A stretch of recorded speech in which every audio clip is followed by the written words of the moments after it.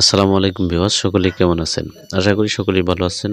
তো আজকে আরেকটি নতুন ভিডিও নিয়ে হাজির হলাম আপনাদের মাঝে। এই ভিডিওতে দেখাবো আপনাদেরকে যে আপনাদের এমবি বেশি খায় অনেকেরই ফোনে। তো এমবি কিভাবে ইউটিউবতে অটো প্লে আছে, তো এই অটো প্লেটা আপনারা কিভাবে অফ করবেন। তো আমি যদি ইউটিউবে চলে যাই, তো এখান থেকে একটু হোমে চলে আসবো। আমি হোমে ক্লিক করার সাথে সাথে কিন্তু দেখতে পারবেন ভিডিও প্লে না করলেও কিন্তু যে অটোমেটিক চলতেছে। তো এরকম আমি যদি আরেকটি ভিডিওতে চলে যাই, দেখুন একটু অপেক্ষা করার সাথে সাথে কিন্তু ভিডিওগুলি আবার অটো প্লে অর্থাৎ অটোমেটিক প্লে হয়ে চলতে থাকে। এই যে দেখুন, আমি যেখানে যাব সেখানে কিন্তু এই ভিডিওগুলো অটোমেটিক চলতে থাকে।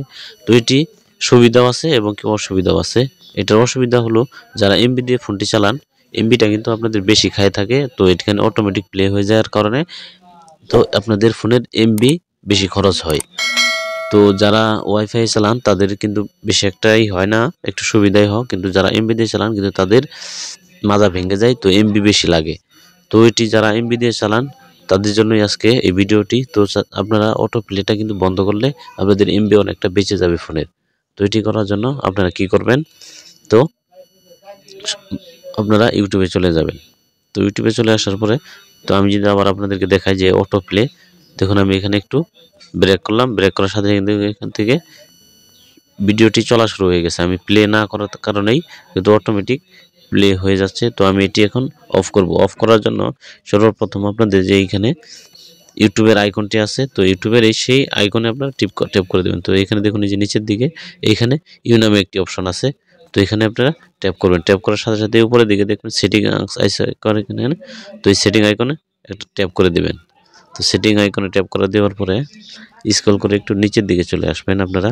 তো এখানে দেখুন প্লেব্যাক নামে একটি অপশন আছে। তো এখান থেকে আরও কিছু সেটিংস পেয়ে যাবেন আপনারা। তো আমি আজকে যেহেতু আপনাদেরকে এই অটো প্লে নিয়ে বসলাম, তো এইটি আমি সমস্যার সমাধানটি করে দেব এখান থেকে।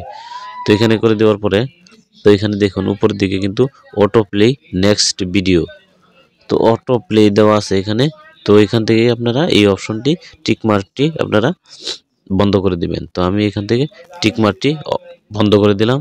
তো এখানে বন্ধ করে দেওয়ার পরে কিন্তু আপনাদের অটো প্লেটি বন্ধ হয়ে গেল। এইভাবে কিন্তু আপনার ইউটিউবের অটো প্লেটি বন্ধ করে আপনাদের এমবিগুলো বাঁচিয়ে নিতে পারবেন। তো ভিডিওটি যদি ভালো লাগে আপনাদের বন্ধুদের মাঝে শেয়ার করে দিবেন। এই সমস্যাটাই যারা ভুগতেছে, তো এই সমস্যাটার সমাধান যেন করতে পারে ভিডিওটি দেখে তো আপনাদের বন্ধুদের মাঝে ভিডিওটি শেয়ার করে দিবেন। সকলকে ধন্যবাদ জানিয়ে ভিডিও শেষ করলাম।